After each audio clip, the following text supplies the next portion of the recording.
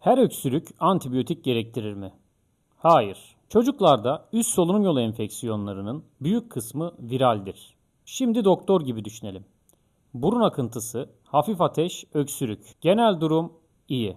Bu tablo çoğu zaman antibiyotik gerektirmez. Ama yüksek ateş 3 günden uzun sürüyorsa, kulak ağrısı belirginse, genel durum düşüyorsa o zaman değerlendirme gerekir. Sizce antibiyotik en çok ne zaman isteniyor? Unutmayın, genel durum her şeydir. Bu bilgiyi kaydedin.